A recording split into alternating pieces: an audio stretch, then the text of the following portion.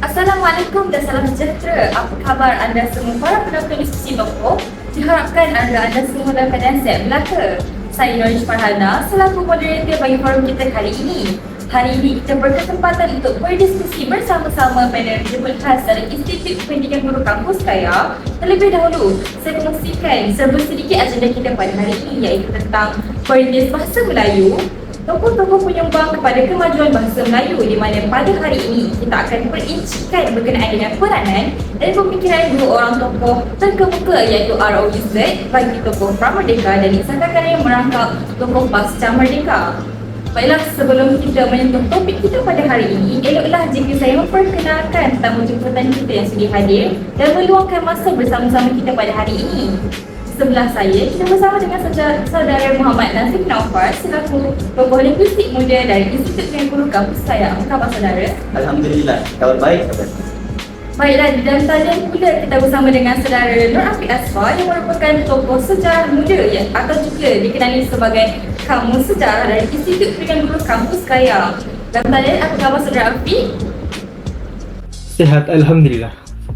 Sangat teruja untuk menemu ramah panel-panel kita pada hari ini, dan di antara juga kita bersama dengan saudara Afiq. Jadi tanpa buang masa, saya akan menyentuh agenda utama kita, iaitu berkenaan dengan tokoh-tokoh penyumbang kepada kemajuan bahasa Melayu. Seperti yang kita tahu, bahasa Melayu merupakan salah satu bahasa yang luas digunakan di Asia Tenggara. Statistik juga menunjukkan jumlah penutur bahasa Melayu mencakupi lebih daripada 290 juta penutur. Berbalik kepada bentuk agenda yang saya katakan di awal rancangan, kita akan bincangkan berkenaan dengan peranan dan pemikiran tokoh Pramerdeka, iaitu R.O. Yusuf, dan tokoh Pasca Merdeka, iaitu Uli Muhammad Karim. Jadi, jika tidak keberatan Kisah Naufal, boleh kongsikan sedikit sebanyak latar belakang tokoh Pramerdeka yang R.O. Yusuf silakan. Terima kasih saya ucapkan sekali lagi kepada saudari Farhana. Sebelum masuk ke tokoh zaman Pramerdeka atau Yusuf, apakah itu zaman Pramerdeka? Zaman Pramerdeka bermaksud zaman sebelumnya merdeka, iaitu sebelum tahun 1957. Baiklah, beralih semula kepada tokoh zaman Pramerdeka, iaitu R.O. Winston. R.O. Winston atau nama sebenarnya Sir Richard Olaf Winston. Beliau lahir pada 2 Ogos 1878 di Oxford. Beliau telah mendapatkan pendidikan di Magdalen College dan New College Oxford. Baiklah, beliau turut memperoleh Master of Arts dan Doctor of Letters pada tahun 1920. Pada tahun yang sama juga, beliau telah datang ke Tanah Melayu dan menjadi nazir di sekolah-sekolah serta menjadi pegawai pelatih di Perak. Pada tahun 1921 sehingga 1931 pula,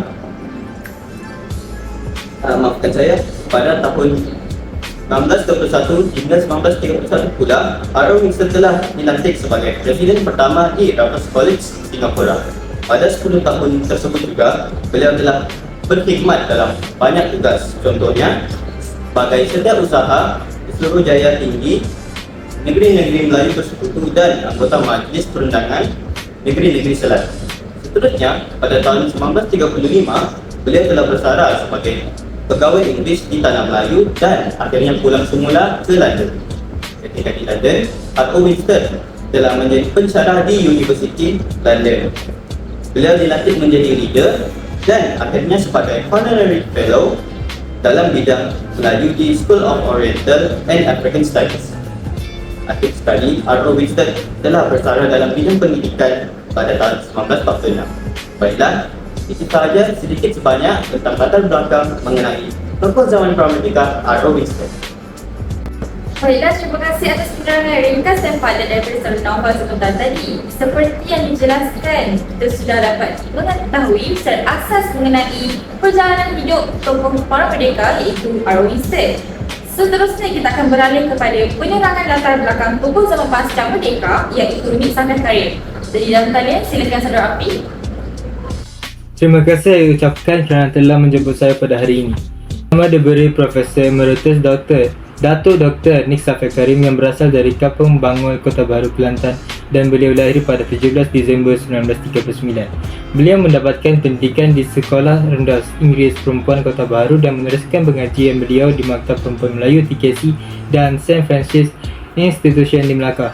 Sepanjang kerjayaannya berlangsung, beliau telah memperoleh banyak pencapaian seperti Higher School Certificate 1959, Ijazah Sarjana Muda dengan kepujian dalam bidang linguistik 1965 dan Ijazah Kedoktoran Falsafah dalam bidang linguistik 1975. Seterusnya, kerja beliau pada tahun 1982 hingga 1984 adalah sebagai Timbalan Dekan 2 Fakulti Sastra dan Sains Sosial. Pada tahun 1984 hingga 1986 pula, Nik Safia Karim menjadi Ketua Jabatan Pengajian Melayu. Beliau turut menjadi Profesor Kursi Pengajian Melayu yang keempat. Untuk 2 tahun seterusnya, iaitu pada tahun 1990 hingga 1992, Nik Safia Karim telah menjadi Pengarah Akademik Pengajian Melayu yang pertama. Akhir sekali, Nik Safia Karim dilantik menjadi sebanyak 2 kali untuk jawatan dekan pada tahun 1992 hingga 1994. Baiklah, itu sahaja daripada saya mengenai tokoh Nik Safia Karim.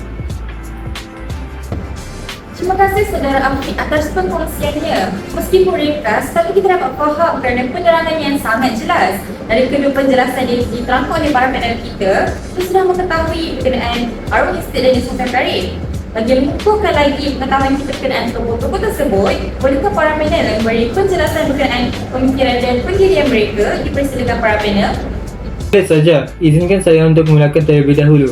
Nik Safia Karim berpemikiran bahawa bahasa Melayu sebagai alat komunikasi multikultural. Ini kerana bahasa Melayu di Malaysia telah membantu memfasilitasi interaksi antara berbagai kelompok etnik dan budaya. Contohnya bangsa Melayu, Cina dan India yang bergabung serta berinteraksi di bawah satu bahasa iaitu bahasa Melayu. Selain itu, bahasa Melayu turut menjadi asas kepada pendidikan negara. Nik Safia Karim memastikan buku ilmiah dan akademik ditulis dalam bahasa Melayu. Beliau turut menasihati orang Melayu agar mempelajari serta memartabatkan bahasa Melayu dengan menggunakan bahasa tersebut dalam berbagai bidang. Bukan itu sahaja, beliau juga sangat menitik beratkan kesetaraan gender. Beliau mempunyai pemikiran untuk hak-hak kewanitaan, memberikan impak kepada pemahaman bahasa Melayu sebagai alat komunikasi. Hal ini kerana bahasa Melayu merangkumi berbagai perspektif dan kepentingan, termasuklah kepentingan kepada kaum perempuan. Selain itu, bahasa Melayu sebagai sarana pendidikan kesetaraan gender. Hal ini disebabkan beliau juga mendukung penggunaan bahasa Melayu sebagai sarana dalam mendidik masyarakat mengenai isu-isu kesetaraan gender dan hak-hak perempuan. Bahasa Melayu boleh digunakan untuk memberi penyampaian pesan kesetaraan gender dan perubahan sosial. Akhir sekali, karya biografi akademik Nik Safia Karim iaitu Menyusul Gemilang Bahasa Melayu. Biografi ini mempericikan karya akademik dan buku-buku yang dihasilkan oleh beliau sendiri yang dimuatkan dalam sebuah buku. Buku ini dihasilkan untuk mengabdikan sumbangan akademik Nik Safia Karim dalam usaha beliau untuk memperjuangkan dan meningkatkan bahasa Melayu sebagai bahasa ilmu. Buku ini sesuai dijadikan bahan rujukan kepada pengkaji bahasa yang berminat untuk memahami dan mendalami teori bahasa Melayu dan juga mengkaji hasil penulisan tokoh bahasa. Itu saja daripada saya berkaitan pemikiran Nik Safia Karim. Wah Afiq, menarik sungguh penjelasan kamu berkaitan tokoh tersebut. Bagi tokoh Arthur Winstead pula, beliau telah memberikan banyak sumbangan dan meningkatkan pemahaman bahasa Melayu di antara penutur bahasa Inggeris dan mendukung penggunaan bahasa Melayu dalam berbagai konteks. Contohnya termasuklah administrasi, pendidikan dan budaya.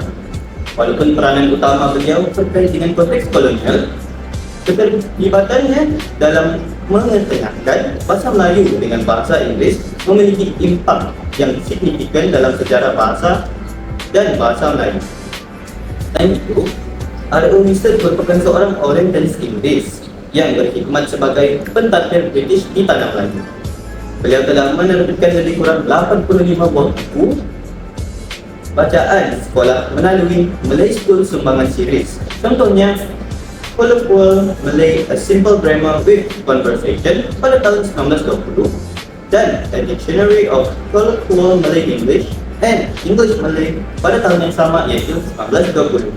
Demi menunjukkan ala tujuh sistem pendidikan dan melahirkan lebih ramai guru-guru Melayu yang berpendidikan tinggi.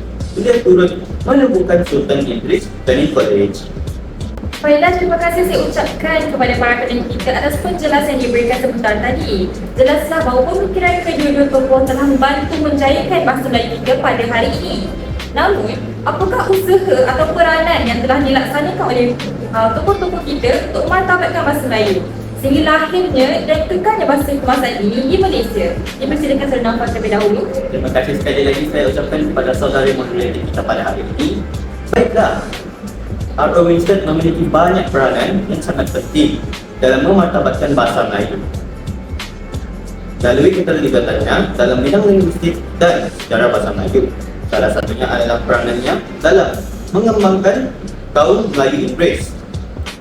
Beliau menyusun kamus Melayu Inggris yang telah membantu memperluas pemahaman tentang bahasa Melayu dalam kalangan penutur-penutur bahasa Inggris. Hal ini telah membantu memudahkan komunikasi antara dua penutur, iaitu penutur Inggris dan penutur bahasa Melayu di tanah Melayu pada ketika itu.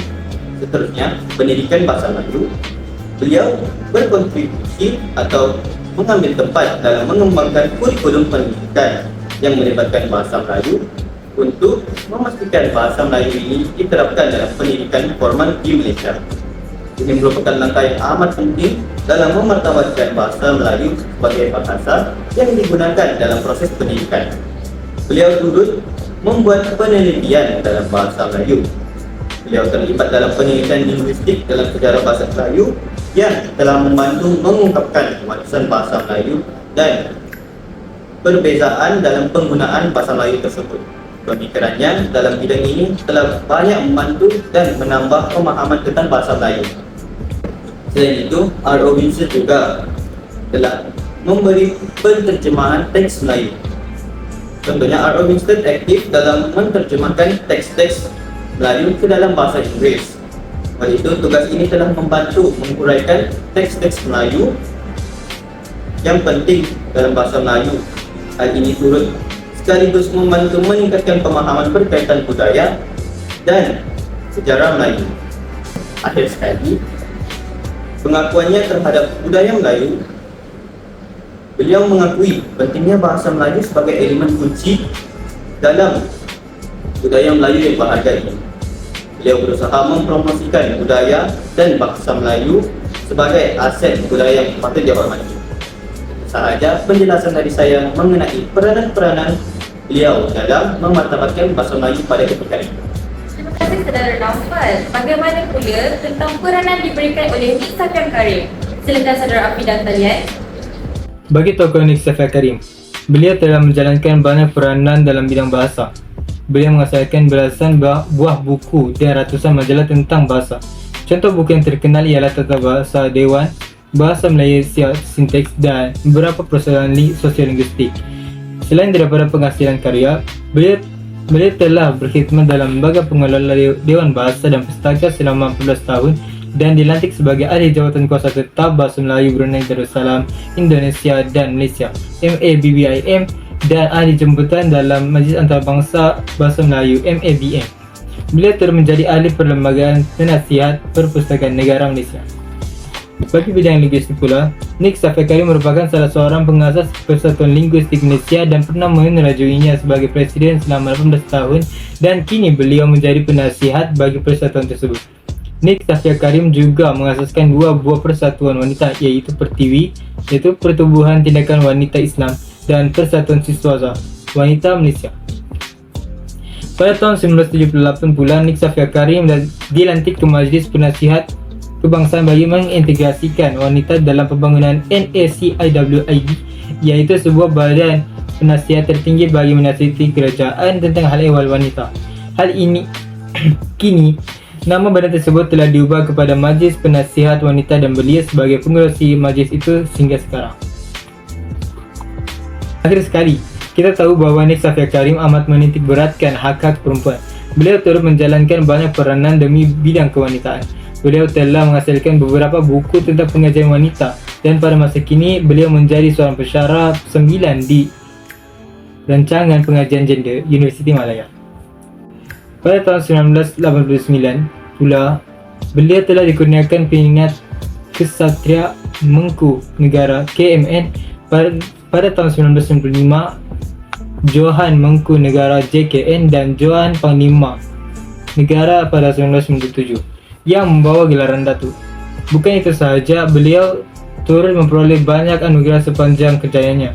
Contohnya anugerah wanita cemerlang Tan Sri Fatimah Avon bagi kecemerlangan dalam bidang pendidikan pada tahun 1995. Anugerah wanita cemerlang sempena perayaan 50 tahun Maktab Perempuan Melayu atau Kolej Tunku Tulsiah 1997. Tokoh ilmuwan bahasa dan pingat emas Tun Fatimah pada tahun 2001 dan persuratan dari Universiti Bahasa Malaysia pada tahun 2003. Itu saja daripada saya. Baiklah, terima kasih kepada saudara Afiq dan beradakan sudi berkongsi kepada kita. Seterusnya, saya akan minta saudara Naufal untuk memberikan kesimpulan secara ringkas dan secara padat tentang apa yang kita kongsikan sepanjang diskusi kita pada hari ini. Baiklah, kita telah mempelajari banyak daripada kedua-dua buah tokoh ini. Oleh itu, kita haruslah menghargai perjuangan-perjuangan mereka yang telah memberi banyak impak terhadap bahasa Melayu kita pada hari ini. Sebagai pelajar ataupun sebagai belia-belia pada hari ini, mungkin tidak semua belia pada hari ini mampu untuk menghasilkan karya atau untuk memberikan pelajaran kepada orang lain. Oleh itu, mungkin kita boleh mengambil inisiatif untuk memberi sokongan atau sumbangan kepada karyawan-karyawan pada hari ini. Contohnya, kita boleh membeli karya-karya mereka secara atas talian ataupun pergi ke kedai-kedai buku yang berdekatan. Oleh itu, kita harus mengelakkan perbuatan cetak rompak ataupun mungkin pembacaan secara atas talian yang tidak sah. Baiklah, sebagai belia juga, saya rasa bahasa Melayu ini perlu dititikberatkan dalam kehidupan setiap rakyat Malaysia. Contohnya penggunaan bahasa Melayu yang utuh dan tidak hanya menggunakan bahasa-bahasa selanga dalam kehidupan seharian. Penggunaan bahasa Melayu juga penting dalam pendidikan supaya ketika pelancong datang ke negara kita, pelancong akan mengetahui bahawa bahasa kita merupakan bahasa yang unik dan indah. Itu saja daripada saya. Ya, baiklah, itu perkongsian yang sangat bermakna dan juga tak dapat saya sangkal segala ayat yang disusun oleh beliau. Baiklah, terima kasih sekali lagi saya ucapkan kepada para panel kerana telah menjawab soalan saya dengan penuh perincian. Sayang sekali nampaknya masa amat mencemburui kita. Dari sebentar tadi, jelaslah bahawa Arung Instek merupakan seorang pentadbir kolonial dan ahli bahasa yang berfokuskan pada bahasa dan sejarah Melayu.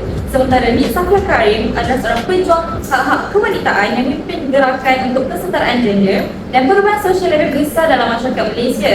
Jadi sekalian saya ucapkan ribuan terima kasih kepada saudara Naufal dan juga saudara Afiq dan talian dan para hadirin dan meluangkan masa untuk sama-sama berdiskusi tokoh pada hari ini. Semoga info yang kita perolehi berkenaan perincian dua orang tokoh yang dikongsikan sebentar tadi memberi pengetahuan dan teladan kepada kita.